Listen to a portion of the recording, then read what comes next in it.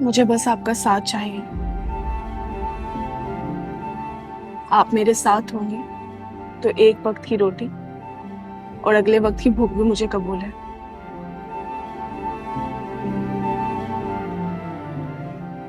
तो फिर ठीक है, मैं कुछ इंतजामात कर लूँ, फिर बताता हूँ कि हम शादी कब कर रहे हैं। जब तक तुम अपने घर वालों को राजी करो।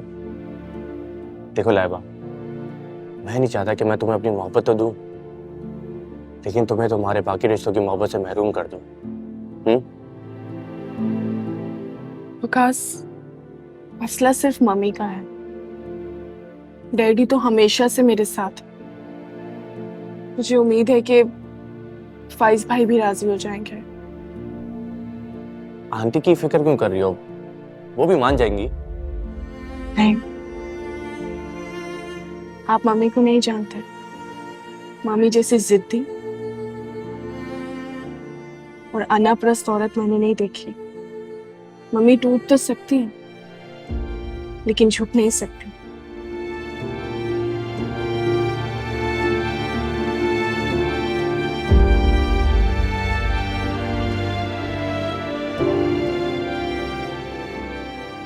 कॉफी तो पियो।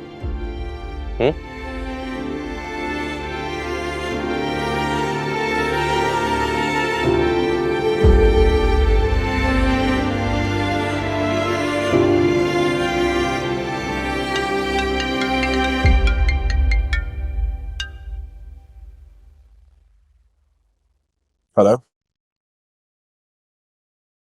रूफी बात कर रहा हूँ। जानता हूँ, पर ये जानना चाहता हूँ क्यों बात कर रहे हो। हमारे बीच में ऐसा कौन सा ताल्लुक रिश्ता रह गया जो तुम बात कर रहे हो। क्या तो तुम ठीक रहे हो फाइज?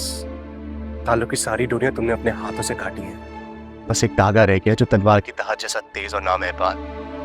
उसे मेरी बहन की शेरक से हटा दो ताकि वो सांस ले सके, इस दुनिया से अपने हिस्से की खुशियां ले सके। ये उसका हक है फाइज, उसे महरूम ना रखो, उसे तलाक दे दो।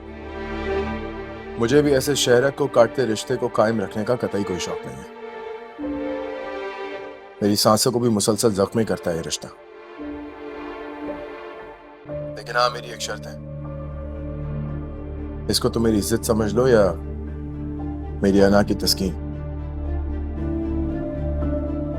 हरीम को अपने गुनाहों का इकरार करना होगा।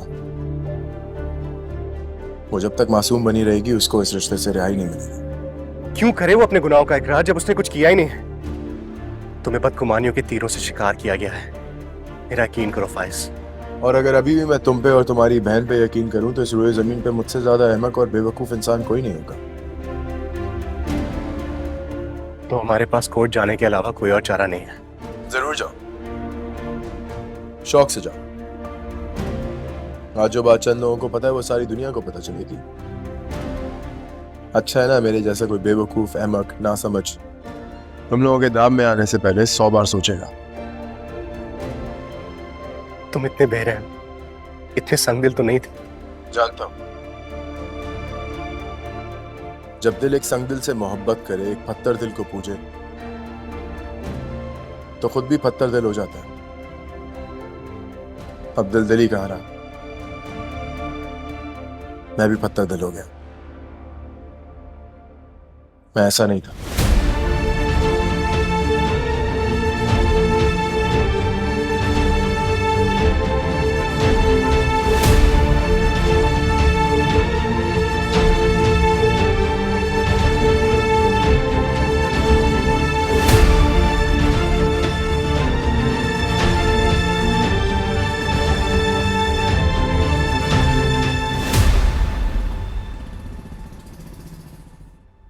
सर, कॉफी पीनी थी तो हम घर चलते। मैं सच्ची कॉफी बना के पिला सकती थी आपको। कभी कभी पैसे खर्च करना अच्छा लगता है। क्या ख्याल है आपका? जिंदगी में कुछ मोमेंट्स होते हैं जिनके लिए जगह मखसूस करनी पड़ती है, और जो बात मैं आपसे कहने जा रहा हूँ उसके लिए आपका घर मुनासिब जगह नहीं थी। वहाँ आपके वालिद साहब होते हैं, आपका भाई भी है। ऐसी क्या बात है? नसरीन, मेरे दिल में आपके लिए बहुत एहतराम है, बहुत कदर है। Same here sir. ये बहुत मुश्किल बात है जो मैं कहना चाहता हूँ, और मैंने अपने आप को बड़ी मुश्किल से इस बात पर आमादा किया है। आप मेरे मुतालिक कोई गलत राय कायम मत कीजिएगा। आप अपने फैसलों और मर्जी में हर तरह से आज़ाद हैं, कोई प्रेशर मत लीजिएगा। मेरी माँ की ख्वाहिश है, और ये बात मैं अच्छी तरह जान चुका हूँ कि अब वो अपनी ख्वाहिश से पीछे हटने वाली नहीं है। तो मैंने मुनासिब यही समझा कि मैं पहले आपसे बात कर लूँ। जी सर।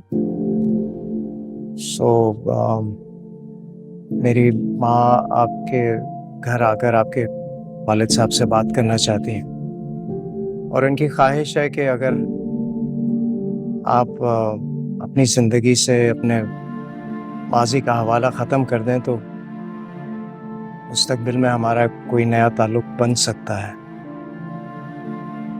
आप समझ रही हैं मैं क्या कह रहा हूँ? जी जी, मैं बिल्कुल समझ रही हूँ। आंटी ने खुद कई बार ढके छुपे अल्फाजों में अपनी ख्वाहिश का इजहार किया है। मैं बेखबर नहीं हूँ। मैं आपसे आपकी मर्ज़ी और राय बिल्कुल नहीं पूछूंगा। हमारे दरमियान इज़्ज़त और एहतराम का रिश्ता हमेशा ऐसे ही कायम रहेगा। आप अपनी ज़िंदगी से मुतालिक जो भी फ़ैसला करें अपने घर वालों को बता दीजिएगा। मेरी वालदा आपके घर किसी भी वक्त आ सकती हैं, और आप तो जानती हैं कि माँओं के सर पर अगर अपनी औलाद के मुस्तकबिल के हवाले से कोई धुन तारी हो जाए तो एक एक नवा काटना बड़ा भारी पड़ता है। सर अच्छा हुआ आपने बात मुझसे कर दी, वरना अबू तो मुझसे पूछे बगैर ही शायद हाँ कह देते। अबू पर भी मेरे मुस्तकबिल के हवाले से यही धुन सवार है। I think he is right. ऐसे ही होना चाहिए। आप भी यही समझते हैं? देखिए मिस सरीम, आज नहीं तो कल आपको ये फ़ैसला तो करना पड़ेगा, और ज़िंदगी में एक बाएतमाद साथी का होना ज़रूरी भी है, और ये ब्लेसिंग भी है।